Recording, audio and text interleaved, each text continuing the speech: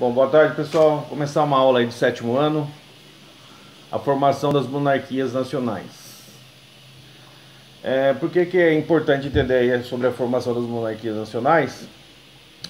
Porque é o seguinte, as grandes navegações, elas só foram possíveis porque o rei, ele apoiou esse empreendimento, né?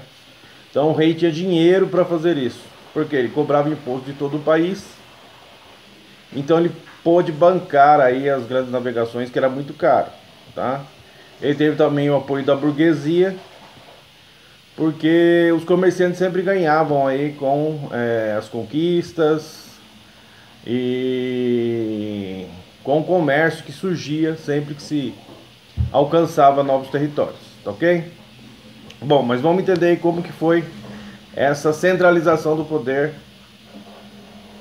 na Europa. Criando as nações como a gente conhece hoje. Apesar de hoje eles os reis não governam mais, mas as nações permaneceram, tá?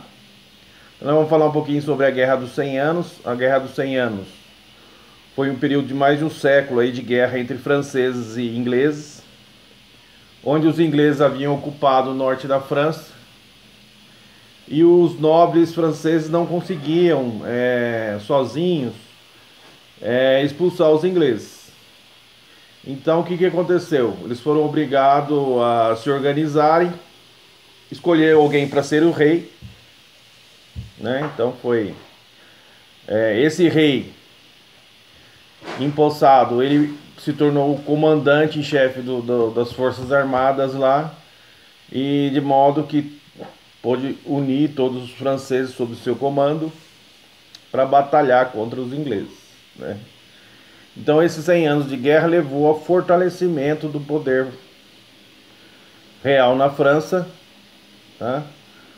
Para que o rei pudesse expulsar os ingleses, tá certo? Na Inglaterra, mais ou menos a mesma coisa. Também a Guerra dos 100 Anos fortaleceu o poder do rei, porque um nobre sozinho, ele não conseguia lutar contra a França. Precisaria todo o país se juntar para lutar contra os franceses, tá? Então, por isso que a gente diz aí que a Guerra dos 100 Anos ajudou a fortalecer o poder monárquico, tanto na França, principalmente na França, mas também na Inglaterra, tá certo? Bom, a respeito de Portugal e Espanha. Portugal e Espanha ocorreu de forma semelhante, no sentido de que o rei, ele foi empossado para travar a guerra contra os invasores muçulmanos da Península Ibérica, a região lá onde é hoje Portugal e Espanha, tinha sido boa parte invadida por muçulmanos. Então, os nobres tiveram que se juntar e dar o comando a alguém, e esse alguém se tornou o rei aí de Portugal para expulsar os muçulmanos. À medida que foram expulsando os muçulmanos, foi sendo criado o reino de Portugal, e ele foi crescendo à medida que os muçulmanos eram expulsos para o norte da África. E a Espanha do mesmo modo, tá? O território espanhol foi crescendo aí, quando foi sendo expulso aí os muçulmanos, e daí houve uma junção entre os reinos cristãos ali na região da Espanha, formando o reino da Espanha. E o rei da Espanha então pôde acabar de expulsar os muçulmanos, tá certo? Comandando o seu exército, todos ali, os nobres ali, sob o comando de um só rei. Tudo bem? Então esse foi o momento aí de fortalecimento das monarquias nacionais. É muito importante porque beneficiou a burguesia, os comerciantes. Antes, um comerciante, para vender um território, tinha que falar com cada nobre, né? Então ia aqui lá, bater na casa do nobre: ó, o senhor permite eu vender no seu território? Pagar uma porcentagem pro nobre lá, né? Dar um agrado pro nobre. Aí ele permitia vender. Aí saía e ia no outro castelo, outro nobre, tinha que pedir autorização. Então, formando-se o reino, um reino grande, que englobava aí a terra de vários nobres, ou feudos de vários nobres, né?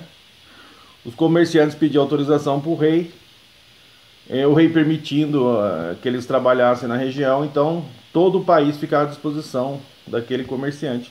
Então facilitou muito a vida dos comerciantes, né? Além do mais, instituiu-se uma moeda única em todo o território, facilitando ainda mais a vida do comerciante, que tinha que agradar só ao rei. Então ele dava lá um cavalo, uma carroça para o rei, ou uma porcentagem em dinheiro, e ficava tudo certo, tá ok?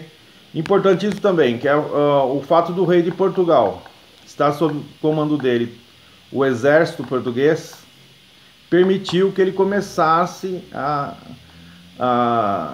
o impulso aí de descobrimentos ou de conquistas. Ele embarcou soldados e desembarcou os soldados deles no norte da África, na cidade de Ceuta. Foi a primeira conquista portuguesa do além-mar, vamos dizer assim, embora seja ali no norte da África. Isso enriqueceu muito os comerciantes portugueses, porque eles passaram a ter acesso às mercadorias do norte da África e também levar para a Europa para vender, e pegavam mercadorias da Europa e vendia lá no norte da África, o que levou um enriquecimento deles, tá ok? Depois eles começaram a querer expandir ainda mais, buscando lá chegar às Índias, né? E por fim chegaram ao Brasil também. Então por isso é importante aí a formação das monarquias nacionais, no nosso caso principalmente Portugal.